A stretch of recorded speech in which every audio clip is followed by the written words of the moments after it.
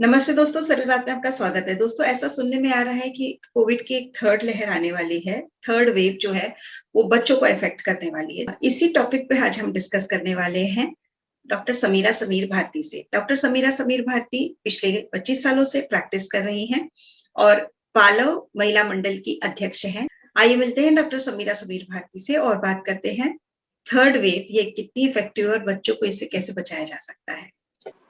Welcome ma'am. Ma'am, अभी जो third wave आने वाली है कोविड की, ऐसा कह रहे हैं कि बच्चों के ऊपर इफेक्ट करने वाली है, तो बच्चों के लिए प्रिवेंटिव मेजर्स कैसे बच्चों को प्रिवेंट किया जाए और उनका मेंटल लेवल कैसे अच्छा रखा जाए और ओवरऑल बच्चों के लिए हमको क्या क्या चीजों का ध्यान देना है, आप प्लीज उसके बारे में बताएंगे।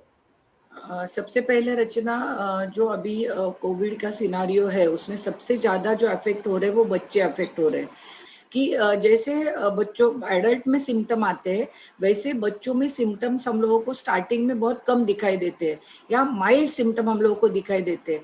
अगर सिम्टम कम हो गए तो हम लोग रिलैक्स हो जाते कि चलो ठीक है, कुछ नहीं, थोड़ा सा फीवर आया था, थोड़ी सर्दी हो गई, थोड़ा खांसी हो गई, चलो खत्म हो गया। तो हम लोग मतलब उनकी तरफ फिर हमको लगता है कि अभी लक्षण नहीं है तो कोरोना चला गया है। लेकिन आफ्टर 14 डेज के बाद में बच्चों में कॉम्प्लिकेशन दिखाई दे सकते हैं।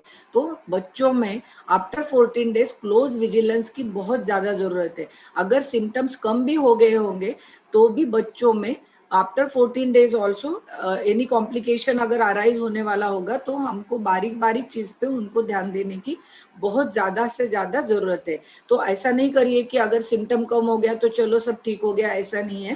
पेरेंट्स को उनके तरफ ज्यादा ध्यान देना बहुत जरूरी है। तो बच्चों के लिए अभी से मैं आपको कहना चाहूंगी कि 3 फूड बहुत इंपॉर्टेंट है कि जो कि बच्चों को पसंद भी आएंगे और बच्चे आराम से खा भी लेंगे। तो उसमें एक सबसे इम्पोर्टेंट बात जो है वो है आंवला कैंडी। तो आंवला कैंडी बच्चों में आप दे सकते हो क्योंकि आंवला कैंडी से उनको विटामिन सी मिल सकता है। सेकेंड थिंग, उसमें आप दे सकते हो हल्दी वाला मिल्क।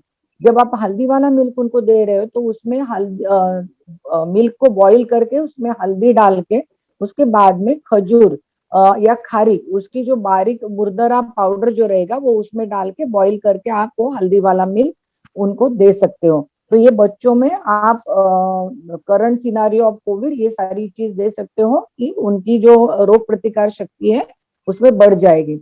और उनको भी एक्सरसाइज इज वेरी इंपॉर्टेंट और उनको mental counselling is very important क्योंकि उनके आजू बाजू में जो सब चीज हो रही है उसकी वजह से बच्चों में बहुत सारी एंजाइटी हम लोगों को दिखाई दी पड़ती है।